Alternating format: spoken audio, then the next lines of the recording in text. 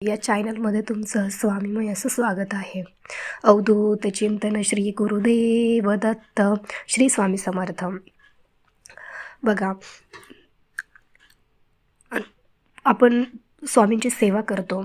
स्वामींची सेवा करायला जन्मोजन्मीचं भाग्य लागतं. तसंच पूर्वजन्मीची पुण्याई असेल तर ईश्वराची आवड उत्पन्न होते.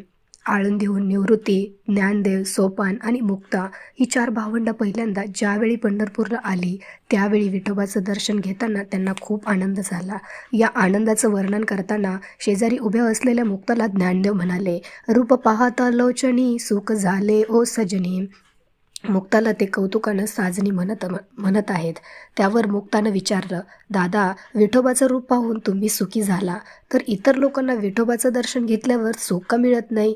तुम्ही म्हणता तो हा विठ्ठल बरवा, तो हा माधव बरवा, तसं इतर लोकांना का वाटत नाही?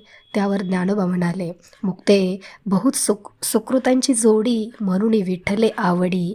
अगं मुक्ता, पूर्वजन्मीची पुण्याई असेल तरच ईश्वराची आवड उत्पन्न होते. म्हणजे नीती, धर्माचे आचरण, ईश्वराची उपासना आणि शुद्ध मनाने जीवनाची वाटचाल केली असेल तरच या जन्मी ईश्वराची आवड उत्पन्न होईल. तुला सांगतो, सर्व सुखाचे आगर हा विठोबाच आहे. हा विठोबा केवळ मूर्तीत नसून चराचरात भरलेला आहे. हा अनुभव ज्ञानेश्वरांनी घेतला. त्यावेळी ते म्हणतात, अजी सोनियाचा दिनो, वर्षे अमृताचा घनो, हरी पाहिला रे, हरी पाहिला रे.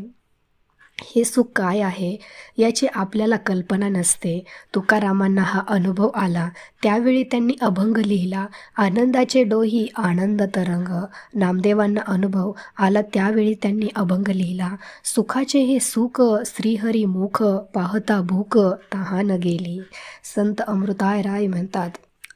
अमृतराय म्हणतात, अजी मी ब्रह्म पाहिले अगणित, सुरगण वर्णिती जासी, कटिकर नटसम चरण विटेवरी. संत सेना महाराज म्हणतात, जाता पंढरीसी सुख वाटे जीवा, आनंदे केशवा भेटताची. आपण पाहतो सर्व संतांना विठोबाला पाहून खूप आनंद झाला.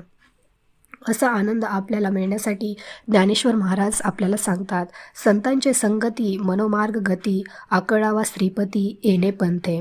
संतांची संगत, त्यांचे ग्रंथ यामुळे मन निर्मळ होते आणि मन निर्मळ झाले की ईश्वराची आवड उत्पन्न होते. म्हणून तुकाराम महाराज म्हणतात, काय वानू मी या संतांचे उपकार, मज निरंतर जागविते. काय स्थिती असेल या संतांची. असं म्हणतात, ब्रह्मानंदी जीव होई वेडा की पिसा, शेवटी म्हणावेसे वाटते संत संग देई सदा. रामकृष्ण हरी कधी कधी केवळ असा एखादा छोटासा अनुभव म्हणा, लेख म्हणा किंवा या संतांची वाणी म्हणा, अनुभव म्हणा, असे जर ऐकले तर अंगावर रोमांच उद्भवतात, उभे राहतात. धन्य ती आपली संत परंपरा, संतांचे जीवन आदर्श आणि अर्थातच त्यांची जन्मोजन्मीची साधना. यातून मला एकच सांगायचे की आपण जे स्वामी सेवा करतो, स्वामी सेवा करायला खूप भाग्य लागतं. आपण जे पुण्याईने पूर्वजन्मी आपण जे काही पुण्य केलेलं आहे त्या पुण्याईनेच आपल्याला स्वामींची सेवा करायला भाग्य मिळतं. हा लेख तुम्हाला कसा वाटला मला कमेंट करून नक्की सांगा. आवडला असेल तर व्हिडिओला लाईक, शेअर आणि सबस्क्राईब करायला विसरू नका. भेटूया अशाच एका नवीन व्हिडिओसोबत. श्री स्वामी समर्थ. जय जय स्वामी समर्थ.